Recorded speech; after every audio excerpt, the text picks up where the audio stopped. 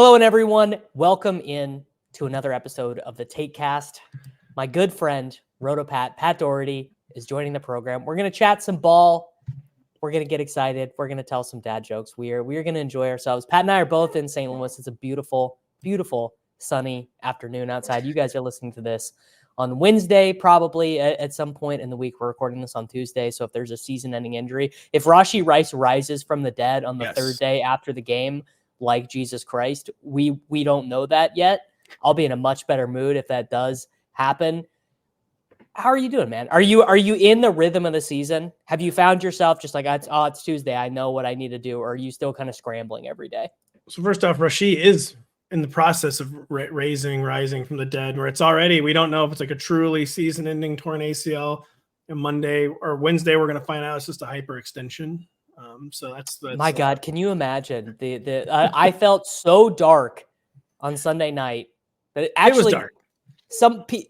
Someone from my Discord went and looked up every season-ending ACL injury for the last 3 seasons of a high-profile player. So like a guy who's either drafted in fantasy or like an impact defensive player, unilaterally since 2021, every instance of a high-value player having an ACL tear, by the next day, by 24 hours, it had been confirmed. Really? Hey, it's something to cling to. That is something to cling to. I wanted to be, it's a real wind horse situation, like what's going on here. But I think probably what's happening is they're just as down bad as fantasy managers are. Where like the Chiefs are like, just please God, anything but Hardman being reinstalled, anything but having to call the Cleveland Browns and tell them that we're claving Kadarius Toney off the waivers, like literally anything but that. But you never know. You really they're sending him to CMC's doctor in Germany and seeing what he can work up there with the old knee. Although CMC came back with 2 Achilles injuries instead of 1. So maybe don't send Rashee Rice to Germany. Don't go to Germany, man. Whatever you do not go to Germany. This CMC thing is really breaking my brain. It's like I have a lot of personal animosity towards Kyle Shanahan for a lot of reasons. Of course. This is pretty high up there.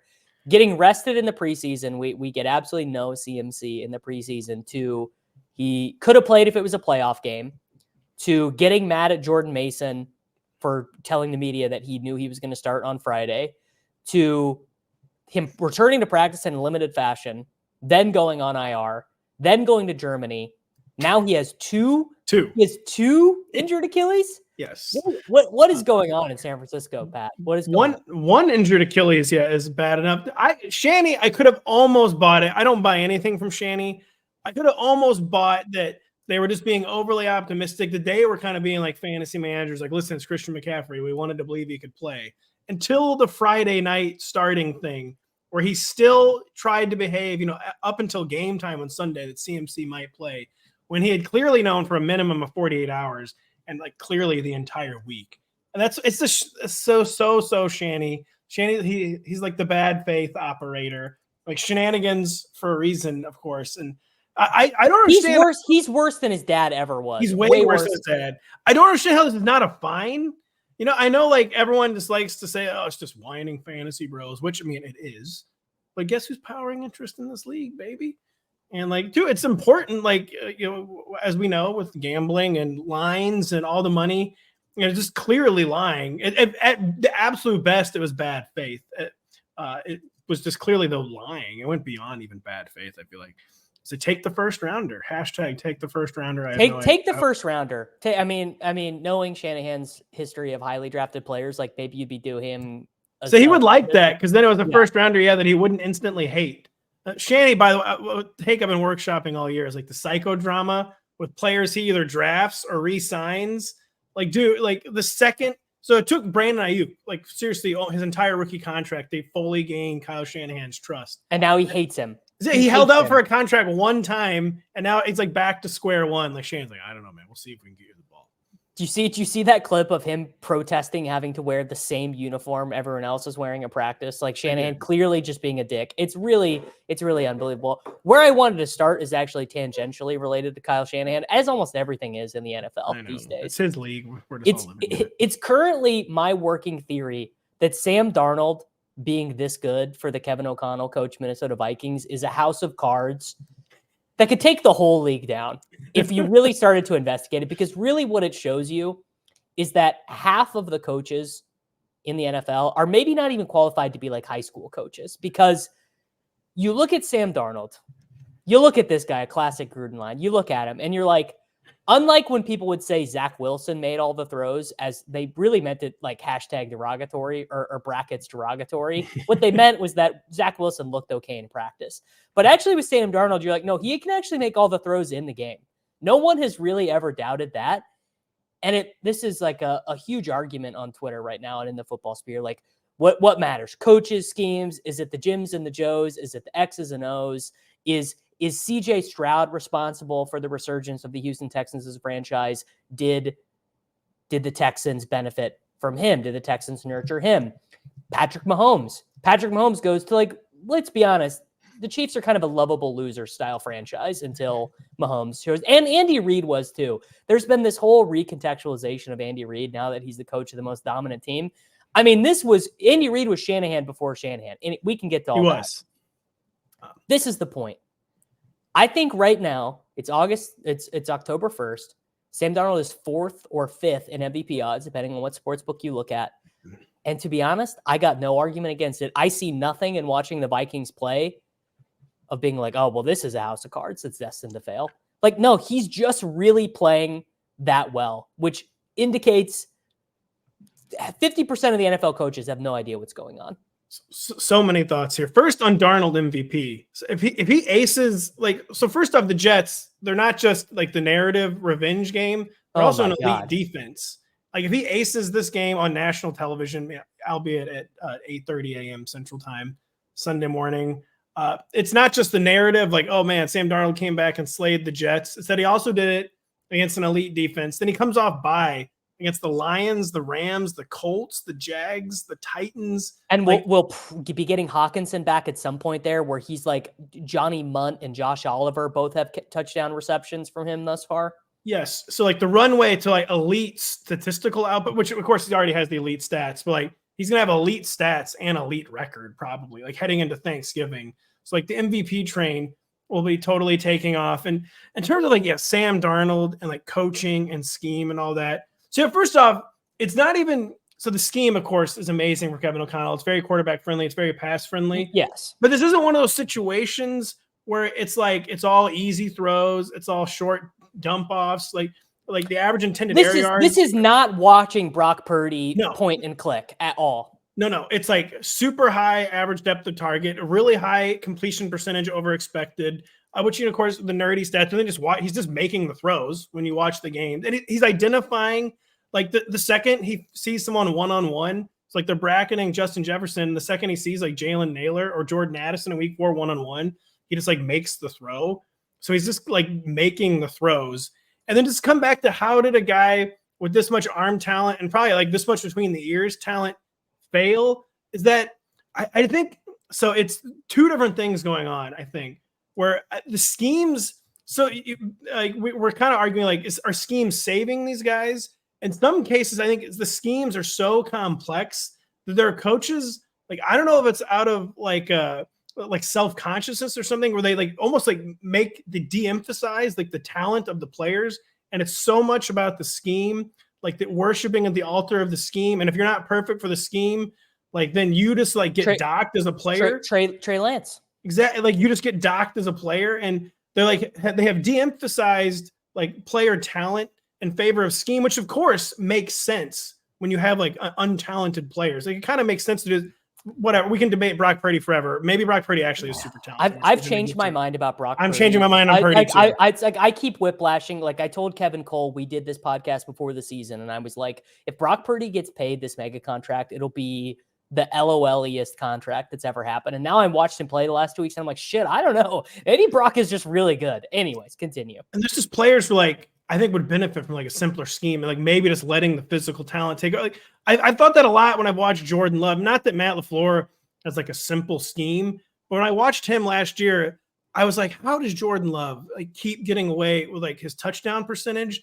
Like, why is he throwing so many touchdowns and so few attempts? Like, is he just getting lucky? Is he just running hot?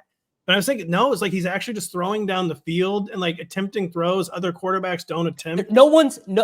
Dude, it's such a key point. It's why Jayden Daniels is taking us all by storm. It's why Joe Flacco or Andy Dalton comes in and it's like we're seeing the invention of the wheel. It's because we fucking watch Mahomes and Josh Allen and Lamar just check down.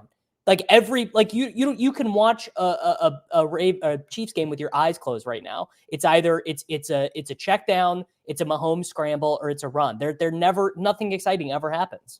No, they're playing like I play, like legitimately like college football 25 is trying to avoid turnovers where I know I'm winning the game if I just like don't throw 3 linebacker interceptions or, immediately get the sideline. It's so tempting. It's so tempting. I have to lead NCAA 25 user-based statistics in hot routing my running back into a wheel route because I'm like sure it's going to be open, not seeing the linebacker drop and then just throwing it right to him. The corner jumps me on the sideline so friggin' often, man. I still fall for that every single time. But it's like a weird thing where I feel like they've de-emphasized player talent too much because you see how it happens because the schemes really do elevate the guys who aren't good enough. But there are some guys where I think it actually holds them back and they're just not finding the right mix between what should be my scheme, what should be this guy's that's like natural physical and mental abilities. And like, that's how you get, I think guys like Sam Darnold, all the physical talent in the world failing, and then more limited guys like succeeding. And it's just we go through phases where we probably underrate like coaching importance. Now I think we're definitely overrating it. And it's like, let the dudes sling the ball a little bit. Like kind of the beginning of the Mick Shanny movement, the McVay movement across the NFL. We're like, oh my God, why would you not just hire anyone who's ever met Sean McVay to coach? Like this guy had a conversation with Sean McVay in a bar once, head coach of the Detroit Lions. And now I feel like it's going, I think you're so right. It's so going the other way. We're like, we should just let, as the two-eye safety and the multiple defenses and the shell coverage kind of takes over. We're like, no, we actually have to let players make plays. Like, I think Metcalf this season with the Seahawks is such a great implication of that. How did you mess up DK Metcalf? Seriously, for years. Shane Waldron, how did you not just be like, let's just 10 times a game, we're calling that guy's number if he and we're just going to give him a chance to just beat the shit out of these defensive backs because he probably will. And that's been a revelation for the Seahawks. It was seriously, DK Metcalf was one of the most emblematic people of this entire thing. How do you go 3 years with DK Metcalf like barely getting 1,000 yards? It just made it was so infuriating and frustrating. Like everyone knew. You just look at the guy and and then of course he did it, 1,300 yards or whatever his second season. And then how was DK Metcalf? Yeah, screwed up for 3 years running. It is so. And his coaches, the scheme is so important, but you have to let go and you have to let the players just do their thing. And I'm sounding like I'm from 19. I don't know. I don't even know where I'm sounding like I'm from. I'm sounding like a Luddite, but like. It's everything. It's always like nothing is ever perfectly in calibration. It was probably too uncalibrated before where systems and schemes weren't complex enough. And the coach was like, I don't know, man, the player's got to make plays. To where now it's like, if the player doesn't do exactly this way at exactly this time, like, sorry, man, I can't get him the ball. Like we've of course just veered too far the other direction. I'll stop ranting. So just a little bit of research here on Sam Darnold. These have been Sam Darnold's coaches in his career. So Clay Helton, I can't say I know a ton about him. What I do know about him was that when he got fired by USC, he's now the head coach at Georgia Southern. Hey, there you go. Hey, listen, that's an honest living. That's a very honest living. A very honest living. A very honest living. And then, I mean, the coaches that he has had in the NFL, his Jets coaches. I mean, honestly, I don't remember this man. Jeremy Bates.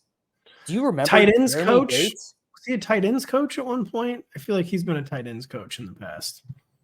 So we had Bowles and Jeremy Bates. Right now, it's very hard to do this. Jeremy Bates is unemployed after becoming an OC. Do you know how hard it is to once you get an NFL job to lose an NFL job? Like that is that's pretty nuts. Then the next year, they bring in Dowell Loggins again. Who? What? And it's like, I feel like the failure in all of these guys, and particularly the Carolina situation. Oh yeah. Was just like, dude, you gotta just let him play. I think the answer with Darnold is you gotta just like, and he did throw like a pretty bad interception against the Packers. He did. But what you gonna do? It's not perfect. But what are you gonna do? Like Mahomes once a week is now throwing the worst interception you've ever seen. Like once a week, like the one he threw against the Ravens, he just threw it to the linebacker. He just threw He's it tilting. He's pressing. I think. And I will say about interceptions, like the total mania and obsession with never having turnovers, never turning the ball over. Of course, we know that turnovers are about as like negative EV as anything you can have in football. But it's harder to quantify the damage of never attempting any explosive plays because you're so terrified of there being an interception that could be even more negative EV, which you can't quantify. Of course, something. You know what? I think there's one instance where you can quantify it, which is that once Aaron Rodgers decided he was never throwing an interception again, he was like giga ass. There was like 3 years where Rodgers was like, I absolutely refuse. Someone must have gotten into his head, or he must have like gone to some seminar that like was about the evil of turning the ball over. Remember the year he had like, I want to say it was the highest charted throwaway season that PFF had ever had. And they were terrible. They were awful watch. They were, I want to say that was the year they lost at home to the 49ers in the playoffs. Might have been the year before. I think it was basically like, I think he had like 28 touchdowns and like 2 interceptions, like something totally egregious. There definitely is a huge trade-off with being like, well, I'm just never throwing an interception, because what that means is, and I actually want to give a compliment to Josh Allen, who's really a player that I don't compliment on this program all that often. But so Keon Coleman has that brutal drop in the game on Sunday night. And the next drive, he threw them the same pass. And it's like, that is a huge compliment to Josh Allen, because Mahomes doesn't do that. Mahomes, if like it's a little different when they're not talented. At least Keon Coleman's talented. But you will see it with him where like it'll be like Tony or Sky Moore or one of these guys will just make some egregious error, and it's like for the rest of the game it's like the Chiefs are playing 10 on 11 because he's just like you just don't exist. And non-derogatory, that's fair. Like I don't really know what Pat's supposed to do in that situation, but there are so many of these, particularly these young quarterbacks, who just like they make a mistake, and then Daniel Jones is really bad at this. Like if Jones makes one backbreaker, he's like super ass for the rest of the game. They live in fear. That's why I think it took people, including myself, a long time last year to realize what we were actually witnessing with Jordan Love, where it was just a young quarterback pushing the ball down the field, forcing the issue down the field, and like just trying crazy stuff. And like, but if you do it with confidence too, like that, he just had the confidence. Maybe that's because he had like truly nothing to lose. It was the final year of his rookie deal. Like, dude, they haven't played me for 3 years. Yeah, I gotta go out here in this ball. Well, no, it's actually even crazier for him. He signed like a small extension. That's right. But no, even more so. It was either I'm career backup. I'm Chase Daniel, or I get the bag.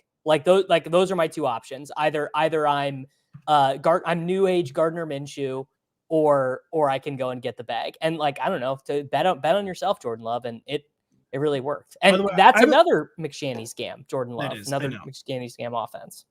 It is, but I feel like there is more of a quarterback freelancing element in that offense, as we saw in like weeks 1 and 4, both good and bad. Week 4, it's hard to like really evaluate what happened there since they were down 28-0. And he was playing; he couldn't drive through the ball in week 4. He was not healthy. Yeah, no, he was not. He should not have come back. By the way, I have a really quick Pat Mahomes theory: is that I almost think the Rashee Rice injury. This is like a true Galaxy brain take. Like we're talking, we're talking Cooper Kupp target cliff here. Yeah, no, we're talking. I almost feel like the injury is obviously will not help him in real life, but I think might lead to a more fantasy friendly Patrick Mahomes, because no one is replacing those like easy layup Rashee Rice targets. No, and no. So obviously by definition, Xavier Worley just has to be more involved, has to be targeted more. And we know he's an explosive play waiting to happen. And he's just got to like force the ball to Travis Kelce more. Where even with Travis Kelce slowing down, we know cool shit happens when you target Travis. He still looks like, unpopular opinion, he still looks pretty goddamn good to me. Like he looks pretty good against the Chargers. Yeah. And I just think it's going to be honestly more fantasy friendly, because he's just not going to be able to be a station to station. You just cannot do what you were doing with Rashee Rice with the guys who are left behind. It's like you can't do it. There's no value in it at all. Like the ball, instead of like getting like really boring first downs, you're going to be getting like really boring 3rd and 3s. Like you just can't do it. And it will hurt his real life efficiency and the overall offensive output. I almost think it'll make him have to be riskier and actually produce more fantasy points. Take, I'm sure, makes absolutely no sense. But that's one way I've been coping since the injury. Yeah, I don't have that cope in me in any way, shape, or form. I think it's going to be really ugly. Like this whole thing with Mahomes, I've been like, well, they're just going to actually to rewind further. I think what we've learned is that they actually planned on using Hollywood Brown like a lot because maybe they talked so much in the offseason, like, we're done playing like this. We want to push the ball down the field. We want to be more explosive. Like, that's why we got Worthy. That's why we signed Hollywood. Then Hollywood gets injured, and you got to move Justin Watson in, right? So that's pretty bad. He signed Juju Smith-Schuster. Smith-Schuster's like playing way more than anyone thinks. He like is getting an end zone target in week 1. Scored a touchdown in week 2, right? Scored a touchdown.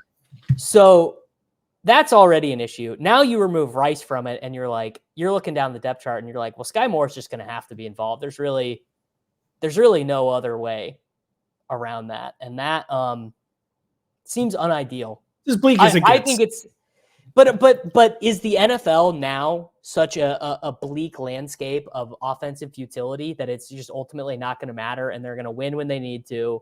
They already proved they don't need to be the 1 seed. They already proved they can win at Baltimore. They already proved they can win at Buffalo. Like, does ultimately it just not matter? I mean, that's the problem for fantasy with the Chiefs is that, I mean, they've thoroughly proved they can play as boring as humanly possible. And still, he can still do the cool stuff when he like truly has to, and usually still succeeds. Like when like truly pressed into duty, like, Pat, you gotta do something insane. Like he'll still do something insane. And to say until it doesn't work, which I don't think they can win the Super Bowl at this point with the supporting cast. I actually don't.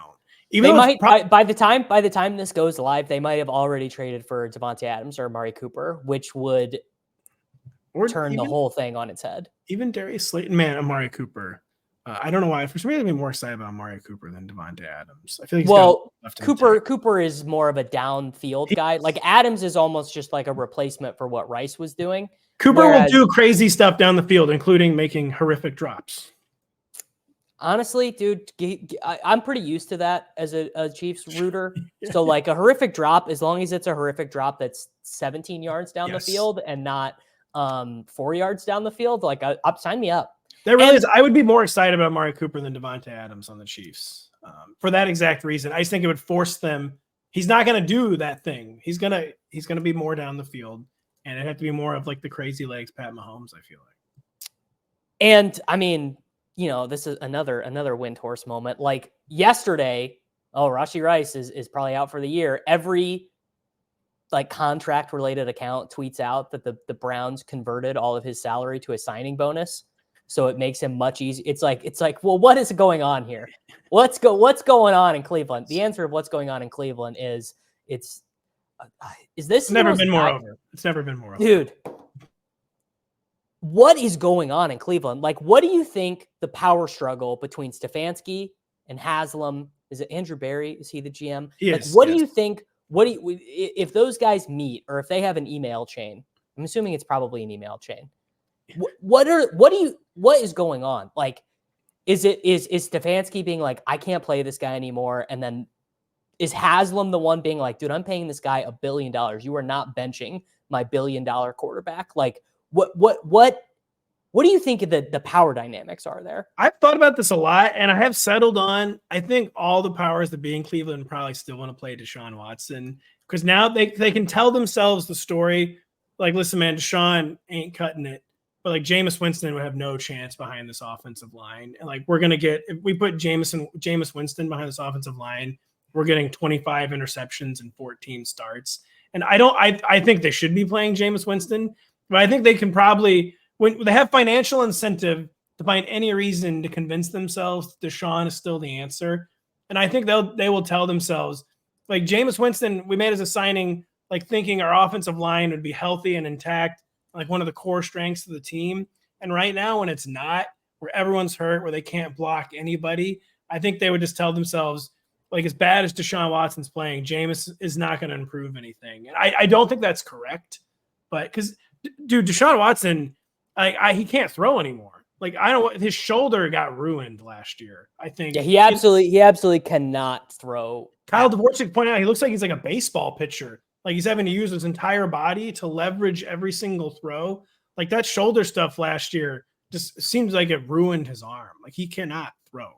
And like when you can't throw behind the offensive line, it's like totally doomed. But I think they're just going to keep telling themselves that Jameis wouldn't even be any better in the current horrible situation they have with their offensive line. But I mean, I think we've beyond a doubt, we've seen like, you got to just try something else. Like this isn't going to work. Like his shoulder is not going to be magically healed in the next 2 months. And you like absolutely have to try something else, but I don't think they're going to at this point. Yeah. It's like an expensive team, and there's a lot of really good players. There's no hope. I mean, this whole thing, this project is like, it's going to go down as one of the most like infamous team building exercises in North American sports history. Like the most over leveraged on like the guy you should never have been for moral and practical athletic reasons. You should have never been over leveraged on. And it's going to go down as like an all-time team building blunder. It is crazy because like Deshaun Watson is such a punchline now. Like no one likes him. Like there can't be like, even you used to, when you would tweet Brown stats, there'd be Browns fans in your mentions being this guy's coming back. He's the GOAT. And now that's even done. Like even Browns fans are like, yeah, dude, he stinks. Like they've moved into like how Saints fans feel about Derek Carr. That is how Browns fans feel about Deshaun Watson. They're like, there's no hope. It's beyond JOEVER. And it is fascinating because I believe there's 3 guaranteed years left on this contract. So like, well, there's 2, and I think this is the third. So there's 2 left after this year. It was a 5-year.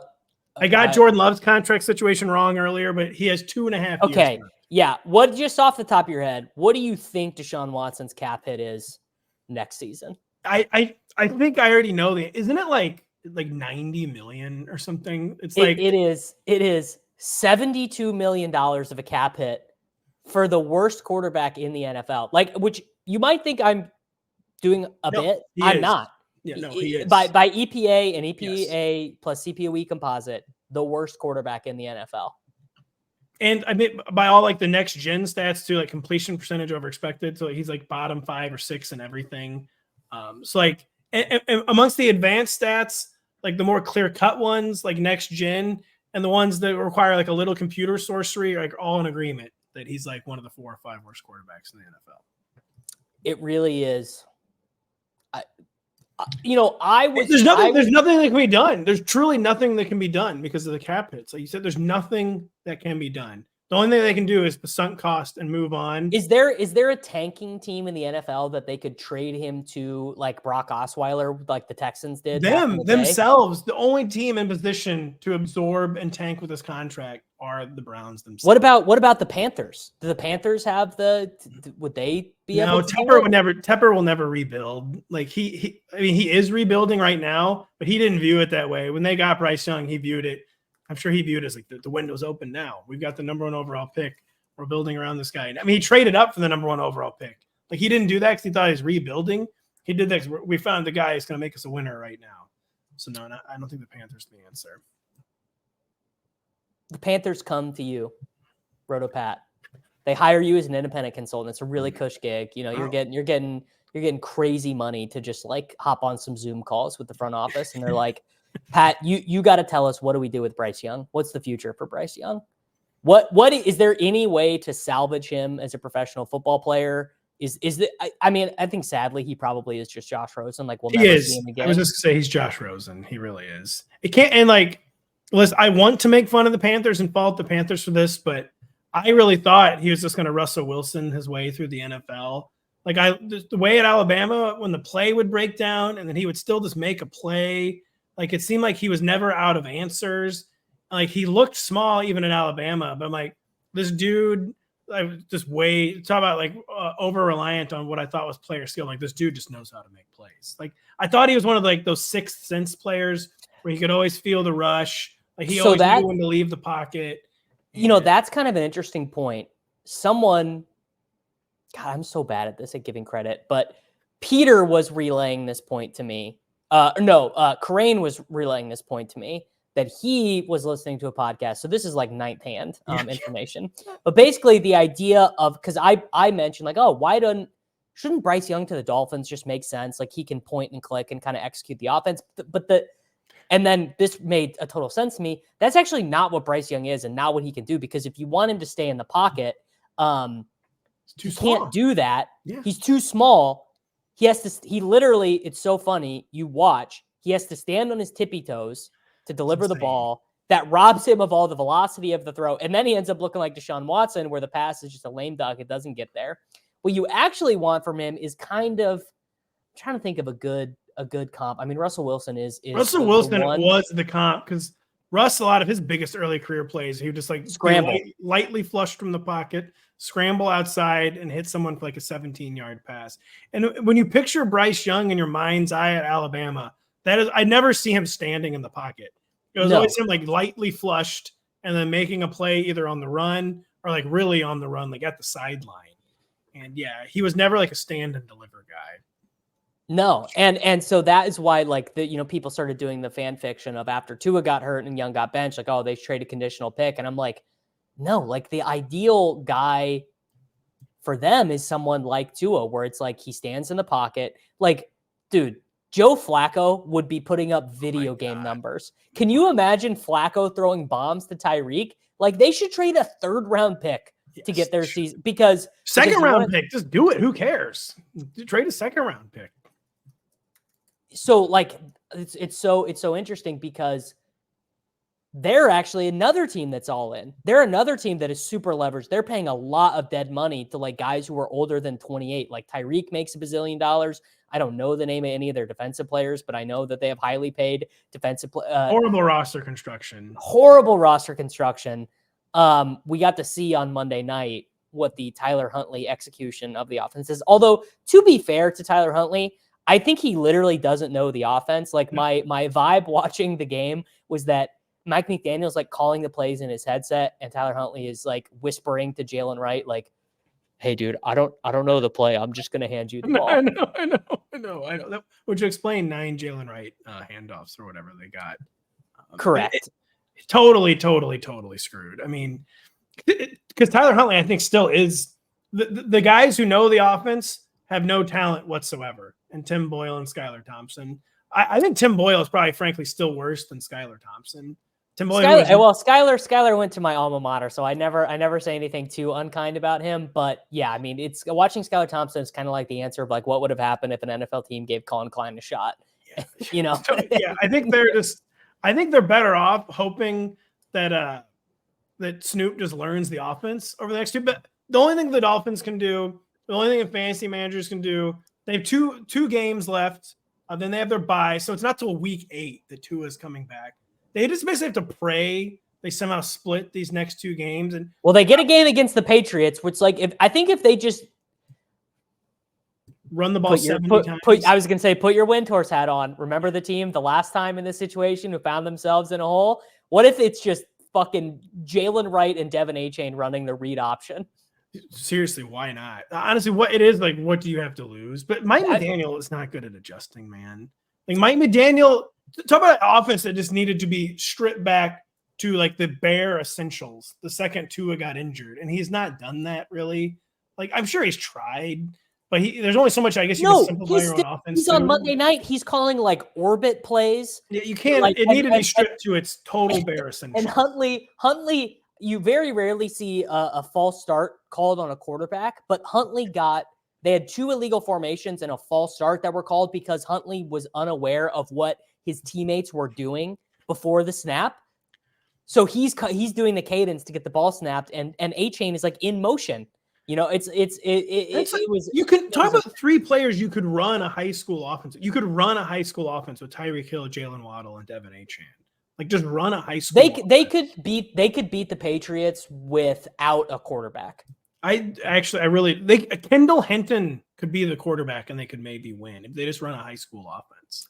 There was a pretty lengthy Twitter conversation last night about this thing of being like, well, Matt LaFleur won these games with Malik Willis. Like, what is Mike McDaniel's excuse? Because McDaniel he was on that coaching staff, that Commanders coaching staff. By the way, to bring this back to Sam Darnold, you know who else was on that coaching staff that, like, of course he was, but you wouldn't think about it? Wes Phillips, not Wade Phillips, Wes Phillips. Wade Phillips' kid was like the tight, not the tight ends coach. He was on the staff though. I don't remember. I remember what seeing role him in the was. graphic now that you say that. I think he had a beard. He is now the Vikings. Of course, he's the Vikings OC, calling these plays for Sam Darnold. And it's like, dude, I don't know. Am I giving McDaniel a pass for the offense looking like this without Tua? Like, do I think Tua is really that good that the whole thing falls apart? Like, maybe. I do. I also am worried that it's just they lost so much talent and the offensive line just isn't good enough. It's really bad. That it's beyond even just a backup QB prop. Where of course it wouldn't be like a land of no hope like it is right now. But I wonder if like the Dolphins would be a turmoil team anyway, even if Tua had started the past 2 weeks. But the only thing I'll say about Tua, I think the Dolphins, I think they really only put him on injured reserve because they were worried about public relations, as they should be. Like I'm one of those people. So Tua should definitely be able to make his own career decision. I thought he did need to go to IR though, just be like, because even if he was like healthy or cleared, like he should not have been allowed to like make a rash decision. No, he should have been like the people around him should at least protect him and give him the space to be he needed to be given a month just to like chill and like make sure this is what he wanted to continue doing. But the vibes from the Dolphins I got were like, listen, if it were up to us, he'd just be playing the next week. Because I think they like thought he was cleared basically after like a week. And they seemed like kind of like pissy that they even had to place him on IR. But so anyways, that's my long way of saying I'm like fully confident in week 8, he'll be back and playing. But the Dolphins, I thought, seemed perturbed that they had to do the IR thing. And that if it had been up to them, he would have missed like a game. Like it is very abnormal. How many, I mean, you want to talk about the NFL, we can go to the dark place of the NFL. Do you remember Hayden Hurst last season? Yes, that was so. Hayden Hurst, this is deep NFL lore for you guys out there. Hayden Hurst medically retired because he got concussed so bad that he got medical grade amnesia. Like he couldn't remember the injury. He couldn't remember. I don't remember the specifics of how his amnesia worked. Like I don't remember if it was short-term or long-term, but he medically retired. He was like, I can't play football anymore because my brain doesn't work. And now he's out fucking blocking for this awful Chargers team for no reason. I know. I think he said he had like real bad depression too and stuff. And I know it is kind of a thing. Like my only thing I'll say with concussions is like the players, at least like the biggest scandal before wasn't just the concussions. It was that the league like misled the players about their effects and basically prevented like their education on the effects of concussions. The only thing that's improved really for the better in the past 15 years is like the players at least know now. The players are like informed now. They at least understand what's happening. It's actually a really great point. You can't make an argument that anyone in the NFL right now is being like, well, I didn't know that this was a possibility. Obviously, the argument you have to make on top of that, though, is that these are by and large, like NFL careers are very short. This is the follow-up. Yeah, you're making the very necessary follow-up. Yeah, contracts are not guaranteed. Yeah. What is a undrafted free agent from Rutgers who's a backup right guard for the Las Vegas Raiders going to do? Yes. You gonna retire because your brain might not work 20 years from now? It's a very hard trade-off. There's still like a huge like power imbalance there. Yeah. Where like, they do at least before though, they literally had no idea what the trade-off even was. And like they at least know now. But yeah, so like Tua, the Dolphins, like they seem like they just wanted him back. It is his decision, but I did think he like needed like a forced sabbatical basically to like really think long and hard about it. And it seems like what he's already decided is that he's going to come back. So we'll see. And like, like if it gives him joy to play football, like that's the deal. You watch any documentary about an athlete and they're like, that was the high point of my life. My kids bring me no joy. My wife is annoying. Like none of this is worth anything at all. I just wish I could keep playing. Yeah, I know it's kind of sad. It is kind of sad, but also on the other hand, I always maybe it's a level of meaning we'll never find, Davis. That is literally exactly what I think. It's like I think about all the things that give me purpose, and it's definitely nothing that involves 60,000 screaming fans like really wanting me to do well. Like I think probably Sky Moore has found more meaning scoring a touchdown in the Super Bowl, like that being the high point of his life. It's like he beat me in life. Regardless of what we say about Sky Moore now, like he beat me. That's you gotta hand that to Sky. No one can take that away from him. You do have to. Although we will immediately start taking away from him when he commits 2 drops this weekend. It is insane that Rashee Rice is injured and he plays with the greatest quarterback of all time. And like, go read any waiver wire column this week. Like, Juju Smith-Schuster is going to be mentioned before Sky Moore. Like, he was a 2nd-round pick 2 years ago. How does that happen? The small school thing, man. I guess just be wary of the small school thing.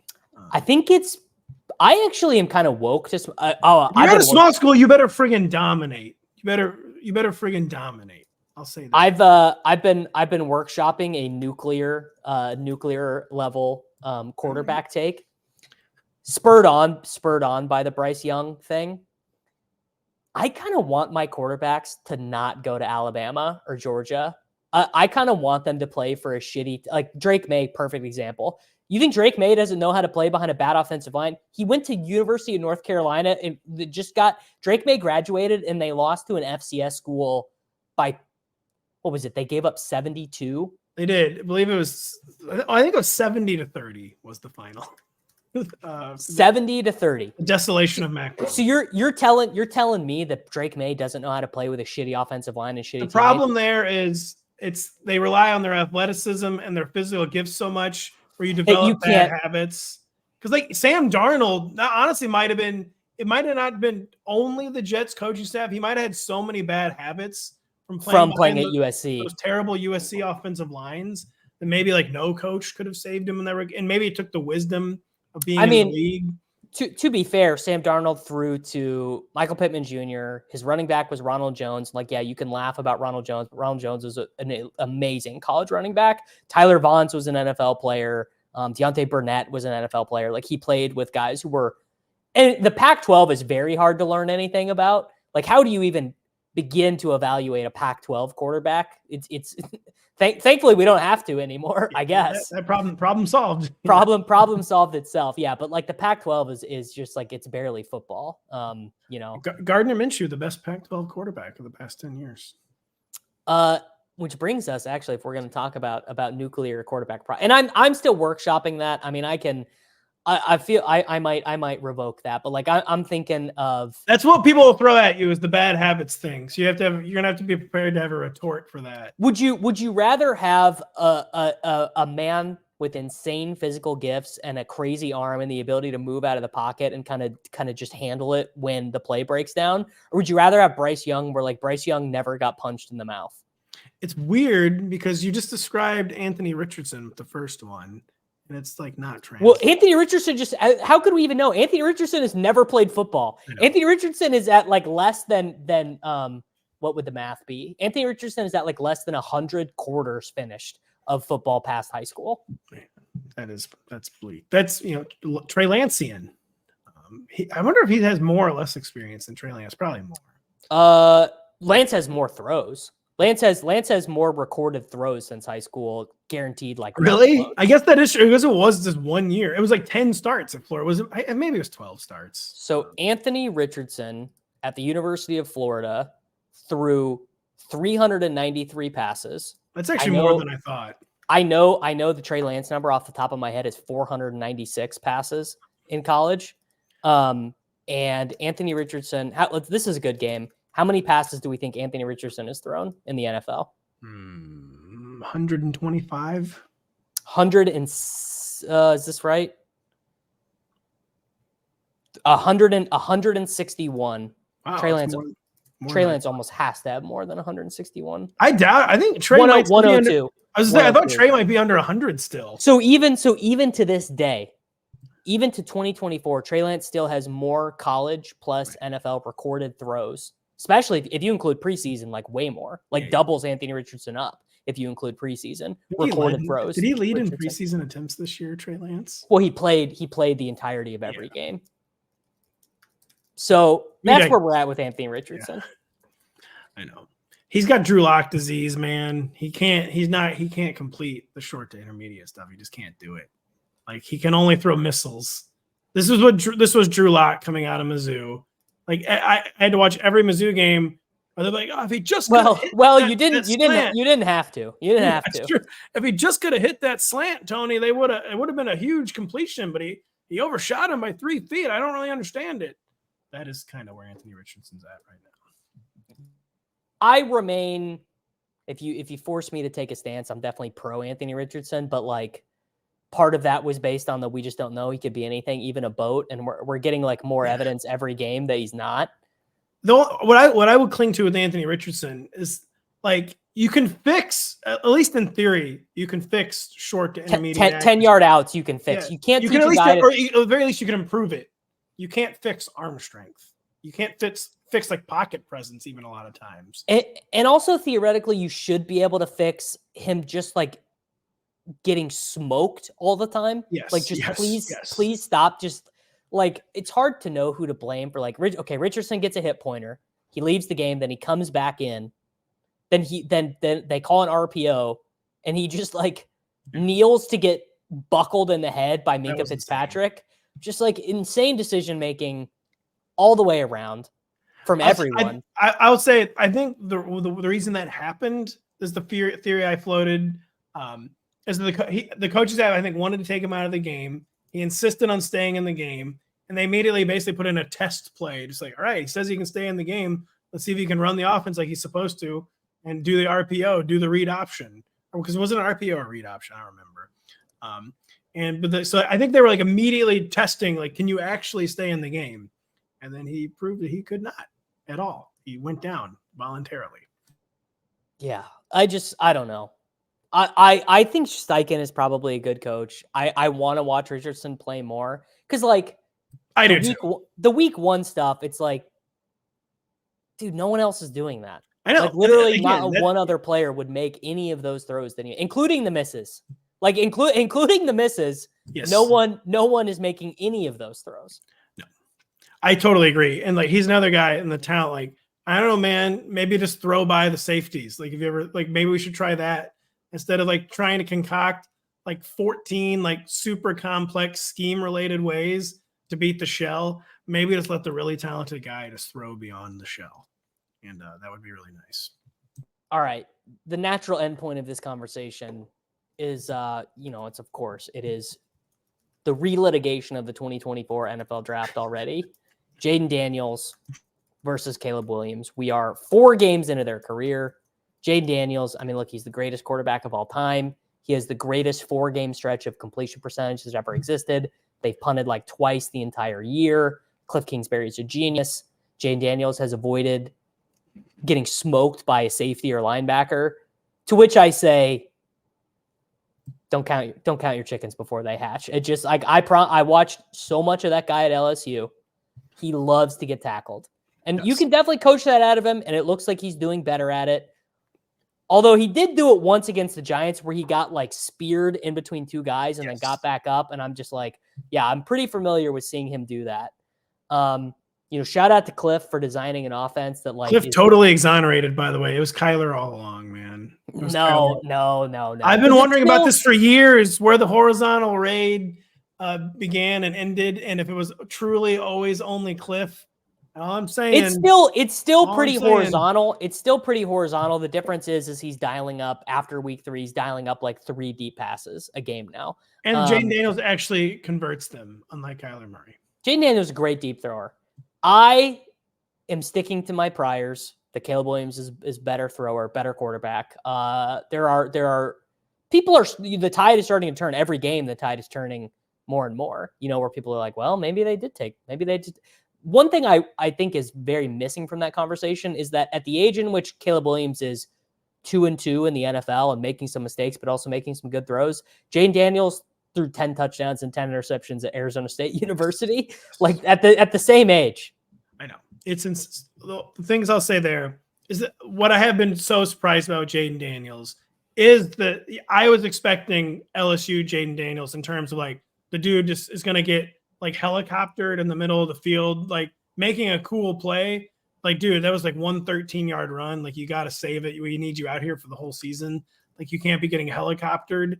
And he has like barely done that so far, which has been stunning. I was, not expecting obviously 80% completion percent. I wasn't expecting Cliff to even ever so lightly open the playbook, and he kind of has. So maybe there is something. I have a theory. I have a theory about this, by the way. And actually, I lied. There's one more topic I want to touch on. I want to touch on the Chargers, but I have a theory about this, which is that NFL coaches do like to win. So when they are proven wrong by their own players, it's pretty fucking convincing. Like if Cliff's natural inclination is to just dink a dunk all over the field, but then he's like, oh wait, I can just get a 60-yard touchdown sometimes. Like that is pretty convincing for an NFL coach. Until it goes wrong and they start losing, NFL coaches retreat like no one's business. Like where Cliff could like legitimately see the light. It's seriously, it's like playing a video game. Like whatever, man. I'm gonna throw downfield more this game. Like I'm not gonna be, I'm gonna be brave. And like I don't care if I throw an early interception or whatever, because I know I'm gonna hit this deep pass to Squirrel White the next series, and I get picked once. I'm like, never mind, man. I can't do that. Like I know it works. I know I shouldn't be afraid of one mistake, but I think even when they see the light, it's so easy to retreat. Is a problem. Caleb too. I just think we're seeing one reason it's conventional wisdom that you need to like protect a rookie quarterback and keep things simple is because this is what happens when you don't. And just like basically like what would you even call the Bears plan? Like rookie quarterback hero ball? Like I don't really get their plan the plan was I loved the plan, to be clear, by the way. I thought like this is amazing. I'm like, this I was like, wow, take it total advantage of the rookie quarterback window. Be ready to compete year one. Year one, win 10 games. Why not? Why not us? And their salary cap was in a good situation to do it. I still think taking Rome over an offensive lineman was correct because we're seeing it. I really don't think it was. Even if Rome is like a certifiable like stud, I think it's just like clear as day. Why. Like, this is why they do this and why you don't. Keenan is dust.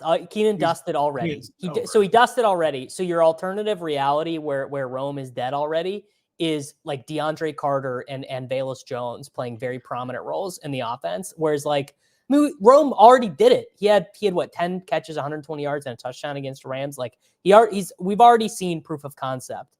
What if they had just taken a lineman and re-signed Darnell Mooney though? Like, I don't know. Sure. Yeah. No, valid, completely fair.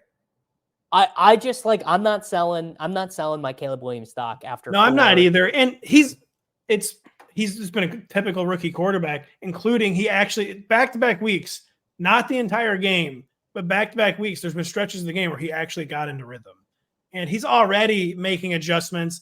I don't understand how he's missing so many of these He's missing throws. Some crazy throws. Throws he never ever missed, but like whatever. He has actually gotten in rhythm each of the past 2 weeks.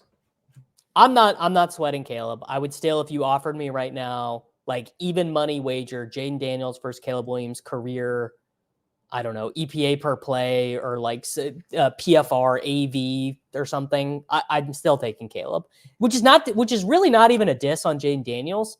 Like small diss on Jayden Daniels from myself because I thought the Commanders should have taken Drake May and like jury's still out on that. Actually, jury's not out on that. Like I've seen enough now from Daniels because like my concern about Daniels was like the Terrace Marshallization of Jayden Daniels, where it was like, well, throwing to Brian Thomas Jr. and Malik Neighbors and Kyron Lacey and these guys, like maybe 23-year-old Jayden Daniels is not this great prospect, but it's like pretty clearly he is. He's just got he's got the aura, man. He's got like, he exudes like I am a superstar.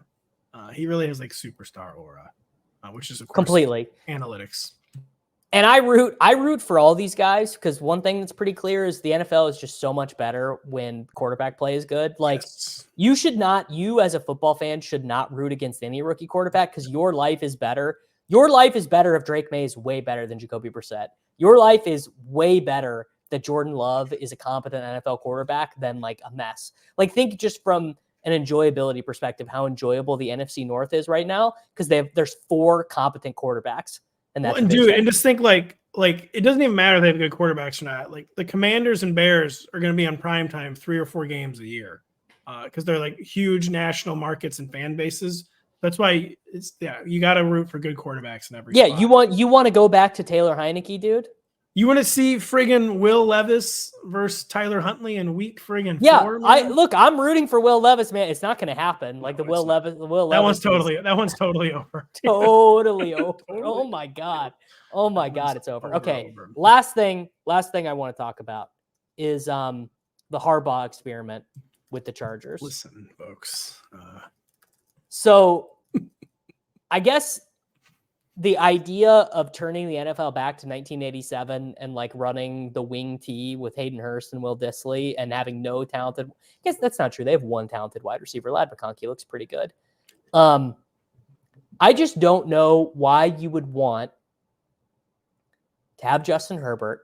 You have the Ferrari. You have maybe not a Ferrari. You got a pretty nice car. Why you got a beat up something? He's like a Corvette that has a dent in it. Justin Herbert. But why do you want to instead ride the Gus bus? Like why? It's just like they're going to play good defense, I guess, theoretically. I don't know. Are the Chargers just are not any good. They're just straight up not any good. They are 2-2. Every team in that division other than the Chiefs is 2-2. Like they could lose a home game to the Denver Broncos pretty easy, it feels like. I'm haunted by the summer injury to Justin Herbert. I just want he ran one time and got hurt in training camp because it was on a run that he got injured. And like I do wonder if the whole thing would be different if they could like fully utilize his athleticism. But it's also pretty damning. They asked him to do one athletic thing and he immediately got hurt, which has just kind of been his thing the past few years. He's been getting hurt a lot. And I also don't get why like the ultimate like run game duo and Harbaugh and Greg Roman went full RBs don't matter. Like I feel like this would be a little different. Like if we had like a legitimate like committee here where we had like a legit power back, legit lightning back. I mean, J.K. Dobbins, I guess whatever's been fine. But like this team should not have gone RBs don't matter. And they were a team that actually should have invested this team should have signed Saquon Barkley in free agency. Or even at least Derrick Henry, although Derrick Henry probably wouldn't have gone there over the Ravens. But this was a team that could not go RBs don't matter. And they fully don't matter at RBs. And it's like the Dobbins thing is kind of working, but like for how long is that gonna like you're making a real deal with the devil but there? Isn't it? Because he's getting all the touches on the plays where listen, the massive hole is gonna be sprung or not. And so I think it's more like we're springing these huge holes so large that even J.K. Dobbins can explode through them. Or have been someone else, it might not have gotten like run down from behind. They should have drafted Braylon Allen. Why is Braylon Allen not a Charger? Extremely good question. I didn't like that approach in the beginning. Like these 60-yard J.K. Dobbins runs should be 80-yard touchdowns. 80-yard touchdowns. Yes. Yeah. It should have been 80-yard touchdowns and not 60-yard runs. Yeah. I guess it just all feels kind of uninspired, which is I wouldn't think from like, oh, Harbaugh's in the NFL. It's Justin Herbert. It's just It feels like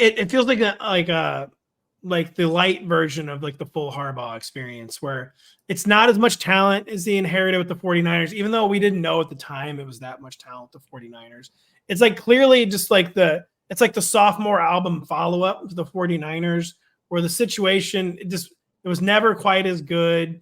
It's a really, really tough division. I think the NFC West at the time was very downtrodden with the Cardinals, Rams. I think the Cardinals, Rams, and Seahawks were all bad when Harbaugh took over there.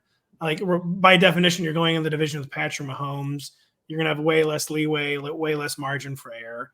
And you're basically you just got to get the wild card. You're like you're just never winning. You're just never winning the division. That was their season on Sunday. They had to win that game against the Chiefs. That was the Chargers season. I feel like. They have no shot at winning the division. Rushy Rice played one snap and they lost. Carson Steele fumbled. Herbert couldn't friggin' move, man. He was another guy who should not have played. He could not move against the Chiefs. It was totally absurd. Yes. All right. Let's get out of here. Everyone, you guys know where to find the good man over at rotoworld.com, the good football show, the Rotoworld Fantasy Football Podcast. We're going to go ahead and get out of here. I'll be back with all of you guys next week. I hope you have a great time. Until then,